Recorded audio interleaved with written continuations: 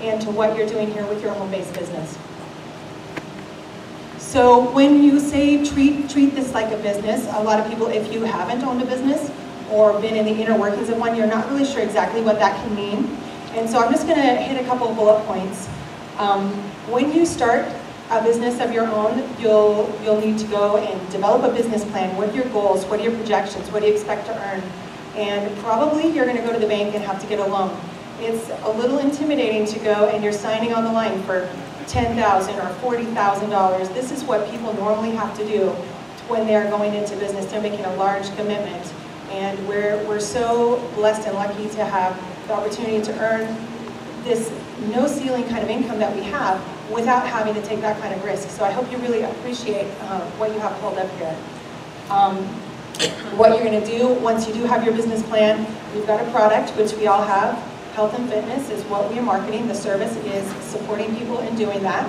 And once you do that, you've got to get to work on your marketing and advertising. You have to let people know you're here, you're available to help, and you don't want to be shy about it. You want to let them know about that. Business hours. Some of the most successful leaders in this industry, that's one of the key things that they talk about is setting your business hours. So when, yes, you work from home, but you don't want to do 5 minutes in between dishes and then change a diaper and then make a snack or whatever it is. You don't want to just have cracks of time, even though you'll probably use those. You want to set aside a dedicated time, and I like to think of it, pretend you are employing yourself. Pretend you are going to go clock in, and if you were clocking in to work for someone else's business, you wouldn't work for half an hour and then go change the laundry. And do you see what I'm saying? This has got to be dedicated time. If you're going to really be serious about earning a career kind of income, you need to treat this as seriously as a career. And so when you sit down, you're going to need to know exactly what is your plan for the day, what are you trying to accomplish, and go as efficiently through your day as possible, just because your time is limited. We all have other priorities as well. And so make sure you're organized there and that you're tracking who you're working with. Do you have an online system or a spreadsheet or a notebook? Make sure that you're using that so that you can be efficient, so the people that you're talking to and seeds that you're planting that may require 4 or 5 or 6 follow-ups or maybe 6 months later, so you don't forget about these opportunities and these things that you've started that you can benefit from if you are consistent with them. And I hope everybody today that is here has tracked your mileage. Since this is a business, it does provide certain tax deductions depending on how you work your taxes, and you'll want to consult your tax accountant for exactly your specific situation. But if you need an app, I really like a free app called ACAR. It's small a, capital C-A-R, ACAR, and you just jot down the date, your mileage, and I always make a note at the bottom of what it is that I'm doing, whether it's a follow-up or today I put Super Saturday, because then that way you can go through, and it's good to kind of quarterly or monthly just summarize that so you can get the best tax advantages, because that's another benefit that we have. Not only with a home-based business can we make money, but we can also save money on our taxes. Our government rewards us for getting out there and trying to bring economic benefit to other people, so take advantage of that. Go big or go home. This is what my regional marketing director used to say all the time. This isn't just rah-rah and let's go. This is corporate stuff. When you're going to make a statement, go out there. If you say, I have a goal of helping 5 people this month, go big. Put all of your effort into it. Go for the goals that you have. Note too that not everybody that you speak with is going to be ready to make a commitment at this point in time. There are lots of businesses when people walk in the door to Costco and they're looking for a camera. They're not necessarily going to buy one that day, and that's okay. Costco doesn't get its feelings hurt if they don't. Some people will come and look around, or some people will just see what's available, and when they're ready, if you give them a good experience, then they're going to feel comfortable coming to you for whatever it is that they need. So, and then think about it too, as we start talking about branding, think about what it is that you bring. What kind of feeling do people get from interacting with you? Maybe think about what colors you're using on your Instagram posts, what kind of language, what kind of fonts you're using. All of this is going to become part of what people can expect when they see things from you. So we are so lucky and blessed, again, that we don't have to worry about most of the things that companies do have to worry about. For the kind of income you guys can expect to make working from home, they have very much a lot of the same potential, without some of these risks, not stocking products, employee issue, drama, hiring and firing, people stealing your product.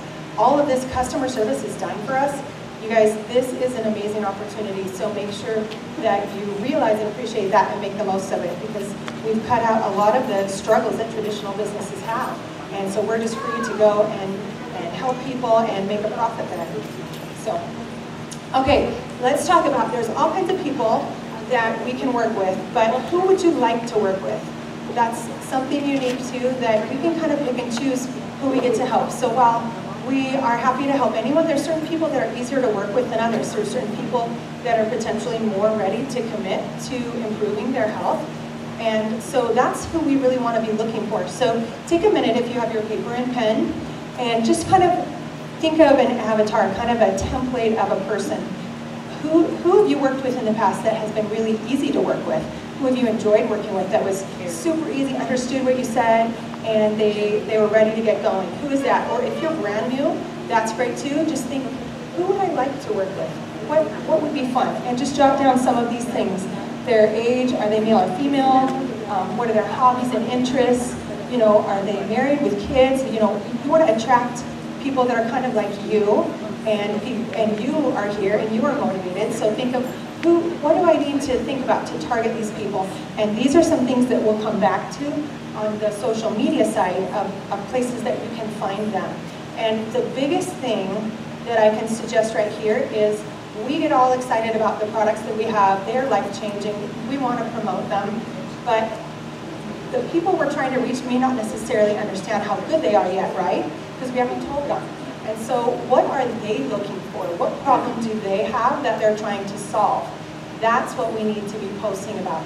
We need to be looking for people that are searching for answers, and we provide the answers. Those answers to us, we know what they are. And so we'll have specific things that we recommend to them.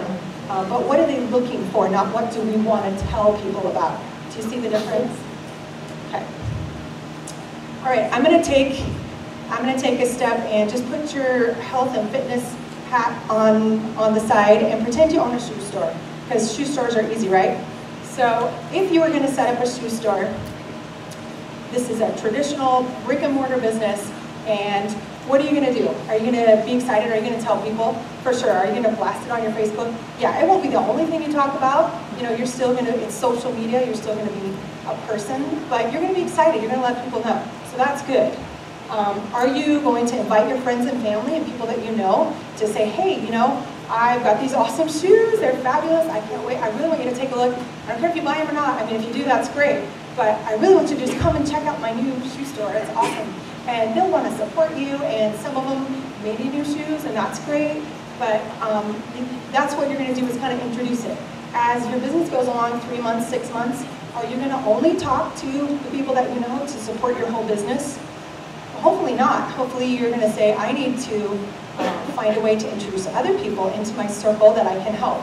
And so, what if another shoe store opens up? So say you've got some fabulous heels, and some guy opens up a sandal shop next door, and then somebody else opens a boot shop. You know, there's all the different kinds of shoe stores, right? But that shouldn't discourage you from your awesome shoe store that you have, right? Your brand is different, and even if you all sell the same pair of Nike shoes, that's okay, because you're going to sell it different than the person down the street. The people that work with you, the culture that you create is going to be different. Do you see where I'm going with that? People will come in and check out your store and maybe not buy the first time, but that's okay. We're going to develop a relationship and make it comfortable for them to come back to us again when maybe they are in the mood to buy shoes. And that's when we're going to be able to harvest the seeds that we're planting. Okay, so take a second and let's think of everyone in this room.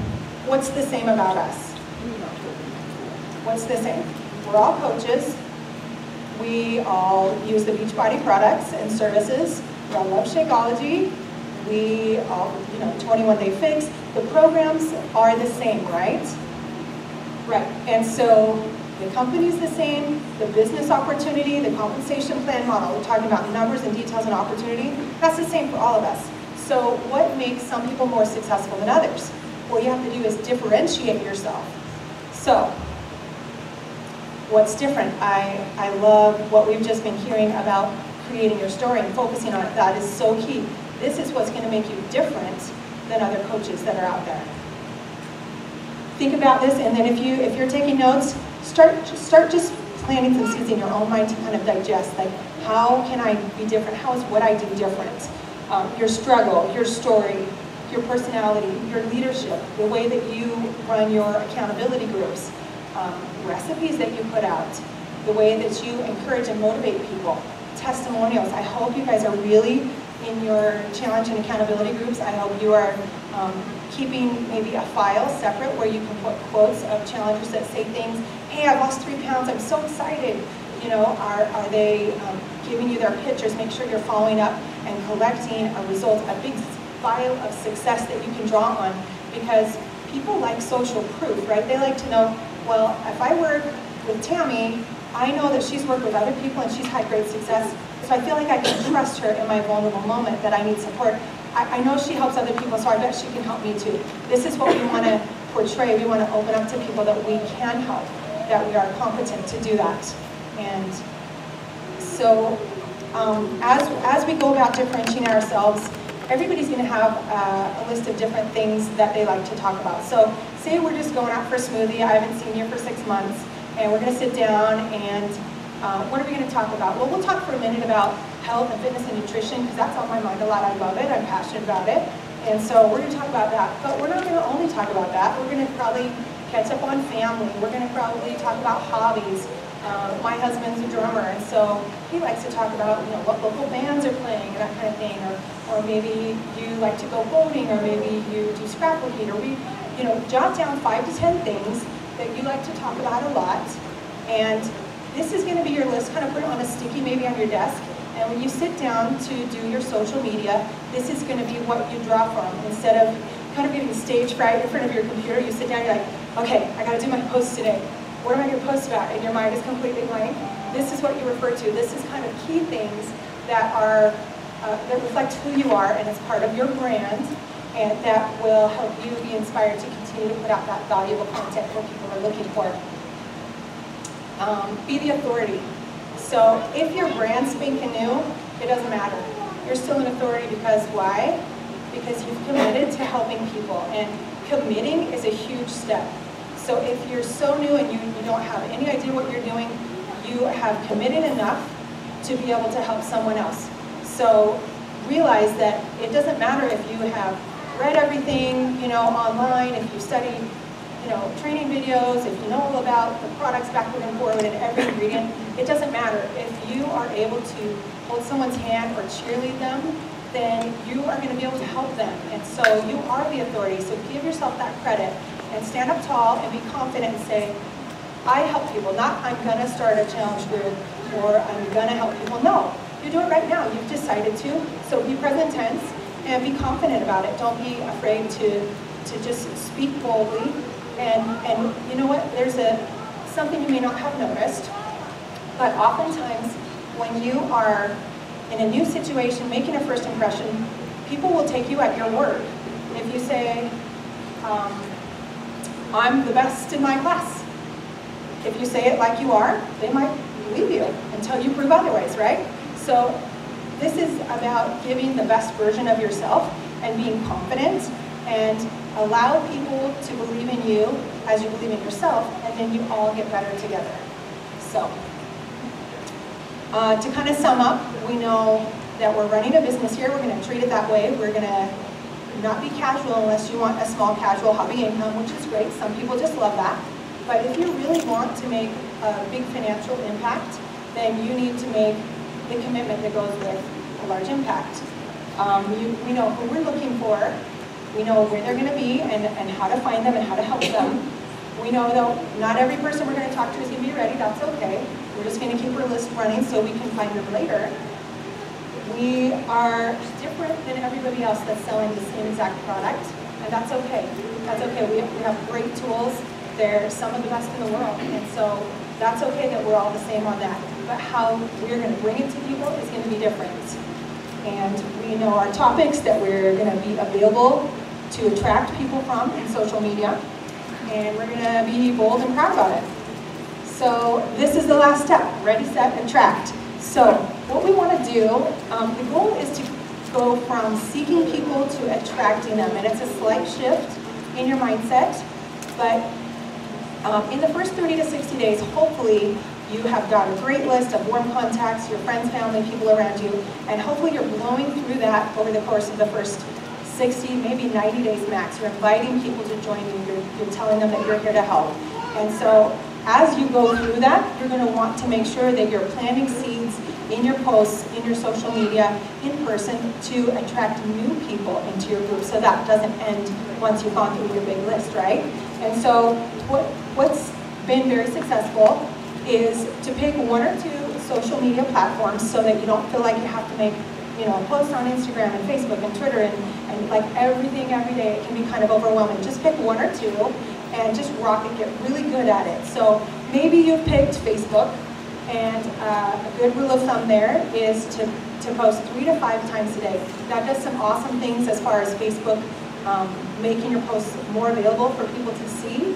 And there's some great trainings you can look on YouTube for that, about how that works. But the idea is 3 to 5 posts a day, and only one of them being fitness, nutrition related. And so that people don't get bombarded and overwhelmed. And I think you may have seen on your own Facebook people that do get excited about a new opportunity, and that's all you see is product, product, product, and then you start to do this a little bit. You know, we don't want people to do that for you. We want them to be looking for, oh, you know, what is Tiffany posting today? Because she always posts something good. I can't wait to see what comes up in my newsfeed. You want people to be looking for you. And by doing that, by being social with your social media and still having those other interests like your hobbies and your family or your faith, or those kinds of things that make you a well-rounded person, that is what is going to help people watch for you. So ask before you post, does this add value? So I can take a picture of my son playing soccer, and he's awesome, and I love watching him play soccer, but I don't know if, you know, 1,000 Facebook fans really want to see my son playing soccer. I mean, maybe once it's cute, but not all the time, not if I'm posting all the time. But if I say, hey, you know what, the soccer game got rained out, if I'm doing something that's going to help communicate people, help them get their lives affected in a positive way by the information that I bring, that still says, hey, we're a healthy, active family, but it's providing value. Do you see the difference? Okay, and call to action and engagement. What we want to do is not just tell people about fitness, we want to suggest that, hey, like this, or what do you think? Do you like to work out in the morning or at night? What's better? You know, ask questions that get them to respond and answer and engage with you. And as they engage more with you, they'll be likely to maybe accept an invite to a challenge or accountability group. And so basically the idea is we're living out loud. We want you to boldly be you, and that's your story, your struggle, your personality, your, you know, how many exclamation points that you put in your post. Like, all of this is part of your brand. And so just be aware of that as you put it out there, and don't be afraid to put it out there. It doesn't matter if you have a lot of weight left to lose or if you haven't lost any weight.